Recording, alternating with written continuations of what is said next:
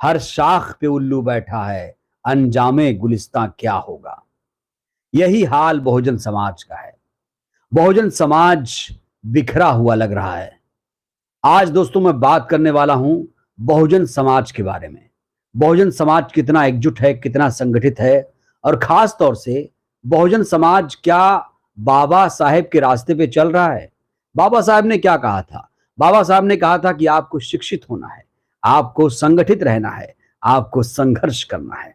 और बाबा साहेब की कई बातों को, संविधान में जो बातें कही गई, कांशी राम जी ने उसको फॉलो किया और उसको जमीन पर उतारने का काम किया। बाम सेव बनाई, DS4 बनाया, सामाजिक संगठन बनाया, उसके बाद उन्होंने बसपा बनाई, बहुजन समाज पार्टी बनाई।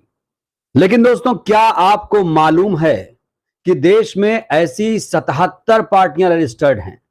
बहुजन समाज के नाम पर, मानवर कांशी राम जी के नाम पर, भीमराव अंबेडकर जी के नाम पर ऐसी 77 से ज्यादा पार्टियां हमारे देश में रजिस्टर्ड हैं।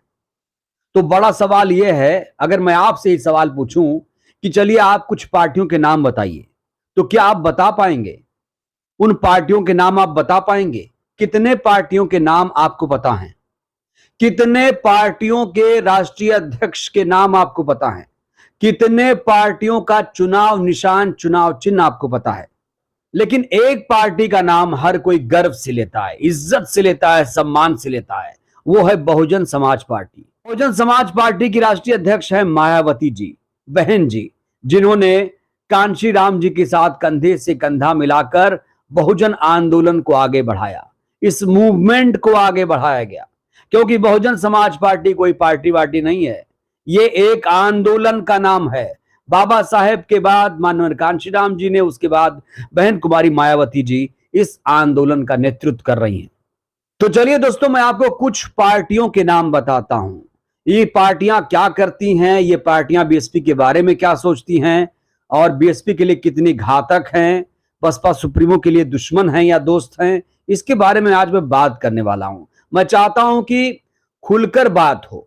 दोस्तों, इस समय मैं खास तौर से 6 पार्टियों का जिक्र करूंगा, जिसमें से 2 पार्टियां बिहार से हैं, 3 पार्टियां महाराष्ट्र से हैं और 2 पार्टियां उत्तर प्रदेश से आती हैं।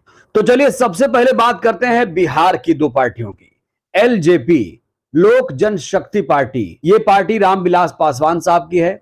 और LJP इस समय एनडीए का हिस्सा है। जो इंडिया और एनडीए बनाया गया है, जो बीजेपी ने एनडीए बनाया है ना, उसी का LJP हिस्सा है। और रामविलास पासवान तो वैसे भी मौसम वैज्ञानिक थे, अब वो दुनिया में नहीं है, अब उनके बेटे हैं जो अब बीजेपी के साथ चल लिए हैं। खैर, LJP जो पार्टी है, रामविलास पासवान साहब की जो पार्टी, हमेशा वो सत्ता के साथ चली है और अभी भी चिराग पासवान सत्ता के साथ नजर आ रहे हैं, एनडीए का हिस्सा हैं। 2024 में वो बीजेपी के साथ मिलकर चुनाव लड़ेंगे बिहार में। इसके बाद दोस्तों बात करते हैं जीतन राम मांझी, दलित नेता हैं ये भी, इनकी भी एक पार्टी है, पार्टी का नाम हम है। मुझे इनकी पार्टी का चुनाव निशान नहीं पता है, गूगल करना पड़ जाएगा, मुझे नहीं पता, यकीन मानिए। दोस्तों, अब बड़ा सवाल यह है कि जीतन राम मांझी तो दलित नेता हैं, क्या वो दलितों का भला भी सोचते हैं या सिर्फ दलित दलित कर सिर्फ वोट ही बटोरते हैं?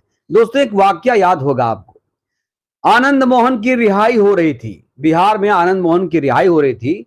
यह आनंद मोहन वही है जिसने आदिवासी डीएम का कत्ल किया, सजा याफ्ता था। नीतीश कुमार ने कानून बनाकर उसे रिहा कर दिया।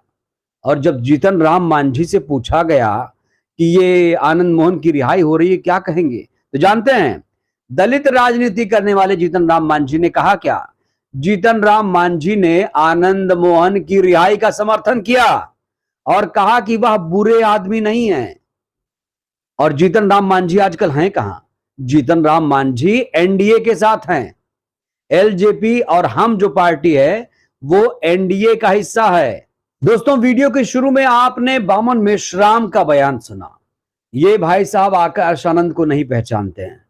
अब मैं भी कह दूं कि मैं बामन मेश्राम को नहीं पहचानता हूं, हालांकि मैं ये डंके की चोट पर कह सकता हूं कि बामन मेश्राम की पार्टी का नाम मुझे नहीं पता है, मुझे गूगल करना पड़ा है, पार्टी का चुनाव चिन्ह भी नहीं पता है।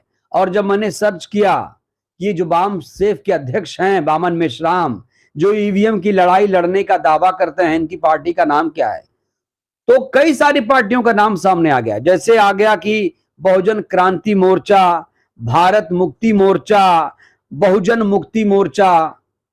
तो फिर इनमें से मैंने क्रॉस चेक किया तो पता चला कि घोसी में जब चुनाव हो रहा था तो बामन मेश्राम भी रैली करने आए थे, जनसभा करने आए थे। तो 31 जुलाई 2023 को बामन मेश्राम घोसी में चुनाव प्रचार करने आए थे प्रवेंद्र प्रताप सिंह के समर्थन में, और इन्हें अपना समर्थन दिया था। कहां है प्रवेंद्र प्रताप सिंह, कहां है बामन मेश्राम घोसी में, जरा कोई बताए। इस पर एक कमेंट आया है, बामन मेश्राम के ट्विटर हैंडल पर ही एक कमेंट आया है, प्रदीप जी का, लिखते हैं 100 आदमी एकत्रित नहीं हुए, किस लिए पार्टी बनाए हो, सामाजिक आंदोलन चलाओ और पहले सब बहुजन एक हो जाओ, तभी कुछ हो पाएगा, नहीं तो कहीं के नहीं हो पाओगे। ये हम 2016 से जानते हैं, जब से आपका एक कार्यक्रम अंबेडकर नगर में देखा था। तो दोस्तों, बामन मेश्राम इस समय सुर्खियों में इसलिए आए क्योंकि उन्होंने आकाश आनंद को पहचानने से इनकार किया।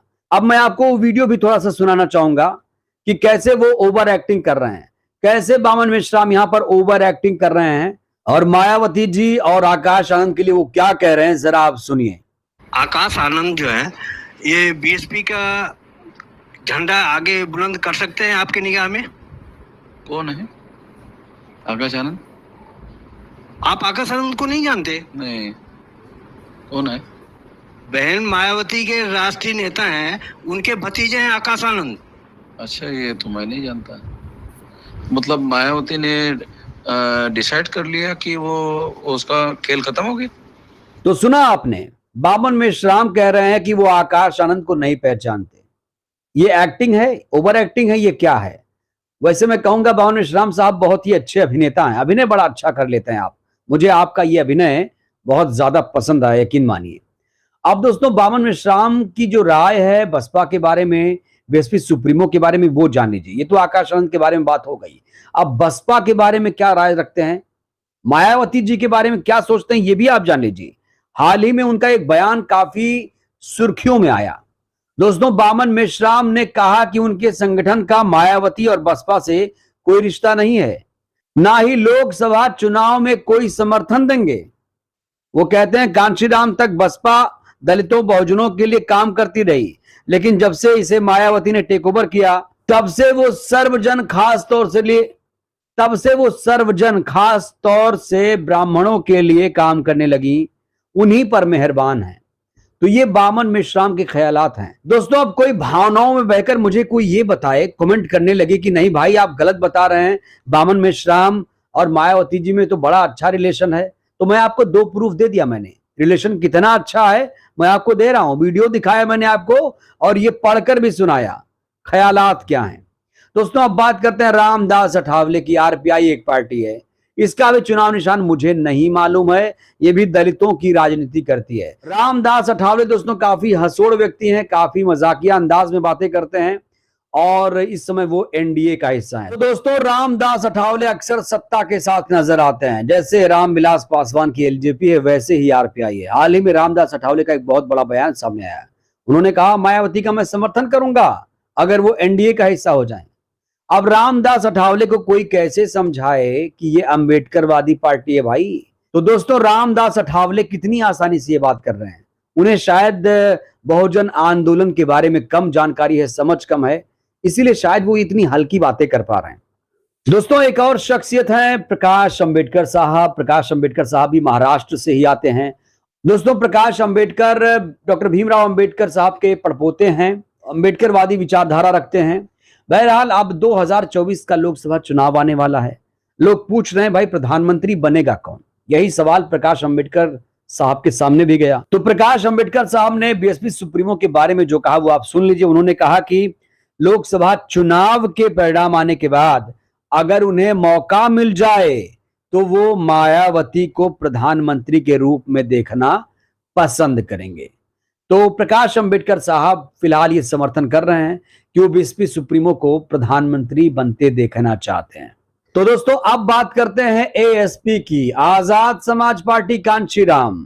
ये चंद्रशेखर आजाद रावण की पार्टी है। चंद्रशेखर आजाद रावण अक्सर बहन जी की तारीफ करते हैं, कभी बुआ कहते हैं, कभी मां बताते हैं, कभी खुद को एकलव्य कहते हुए उन्हें द्रोणाचार्य की संज्ञा देते हैं। हालांकि कुछ विवाद भी सामने आए हैं। आकाश आनंद और चंद्रशेखर में काफी कोल्ड वॉर शुरू हुआ। चंद्रशेखर आजाद रावण वहीं जाते हैं जहां बसपा नहीं चाहती है कि वो जाएं। अब देखिए ना, तेलंगाना में बसपा ने आरएस प्रवीण साहब को मुख्यमंत्री का उम्मीदवार घोषित कर दिया है। वहीं पर केसीआर से मिल रहे हैं। चंद्रशेखर आजाद रावण केसीआर से मुलाकात करते हैं, जो संविधान विरोधी बातें करता है, संविधान बदलने की बातें करता है, उस केसीआर से मिलते हैं। और साथ ही साथ अब चंद्रशेखर आजाद रावण मध्य प्रदेश में चुनाव लड़ रहे हैं, राजस्थान में चुनाव लड़ रहे हैं, जहां पर बसपा खुद को किंग मेकर बताती है। तो जाहिर तौर पर मैं क्या कहने की कोशिश कर रहा हूं दोस्तों, जितनी भी पार्टियां मैंने आपको बताई हैं, चाहे एलजेपी हो, हम हो, आरपीआई हो, या बावन मेश्राम की पार्टी हो, या प्रकाश अंबेडकर साहब की पार्टी हो, या चंद्रशेखर आजाद रावण की पार्टी हो, एलजेपी को छोड़ दीजिए, हम को छोड़ दीजिए अगर, तो बाकी पार्टियों का भी कोई उतना वजूद नहीं है। इनके ना तो सांसद हैं ना तो विधायक हैं। आरपीआई की बात छोड़ दिए, क्योंकि आरपीआई तो गठबंधन करती रहती है बीजेपी से, तो उनका खेला अलग है। तो अब बड़ा सवाल यह है कि इतनी सारी पार्टियां, इतने सारे अलग अलग लोग लड़ाई लड़ रहे हैं, संगठित नहीं हो पा रहे हैं, तो ये बाबा साहेब का सपना कैसे पूरा करेंगे? मानवर कांशीराम जी का सपना कैसे पूरा करेंगे? हमारे देश को क्या कोई अंबेडकराइट पीएम मिला? क्या कोई अंबेडकरवादी प्रधानमंत्री मिला? आपने सोचा इस सवाल का जवाब? कभी आपने सोचा? कहने का मतलब यह है कि सिर्फ बहुजन समाज नहीं, बल्कि जो नेता हैं वो भी गुटों में बंटे हुए हैं। और दोस्तों मैं फिर कह रहा हूं, अगर ये एक बैनर तले नहीं आए, अगर ये संगठित नहीं हुए, तो आप जान लीजिए अंबेडकर साहब का सपना, मानवर कांशीराम जी का सपना अधूरा रह जाएगा। आप इतनी सारी पार्टियां बनाएंगे और एक दूसरे की बुराई करेंगे, समर्थन देंगे नहीं, बयान देंगे तो उल जुलूल बयान देंगे, कोल्ड वॉर शुरू कर देंगे, जहां बहुजन समाज पार्टी लड़ाई लड़ेगी वहीं पर अपने उम्मीदवार उतार देंगे, तो फिर लड़ाई तो कमजोर होगी ना। तो बहुजन समाज पार्टी का सबसे बड़ा दुश्मन कौन है? आप खुद तय करिए दोस्तों। मैंने आपको डिटेल में बताया, इन कुछ पार्टियों के नाम बताया, हालांकि चुनाव निशान मैं आपको नहीं बता पाया, उसके लिए आप लोग गूगल कर लीजिएगा, पार्टी का नाम मैंने बताया। तो बताइए, क्या बिखरा हुआ समाज शासन कर सकता है, शासक बन सकता है? दोस्तों आपकी क्या राय है इस वीडियो पर? कौन है बसपा का सबसे बड़ा दुश्मन? आप अपनी राय जरूर दीजिएगा। वीडियो को लाइक करिए, चैनल को सब्सक्राइब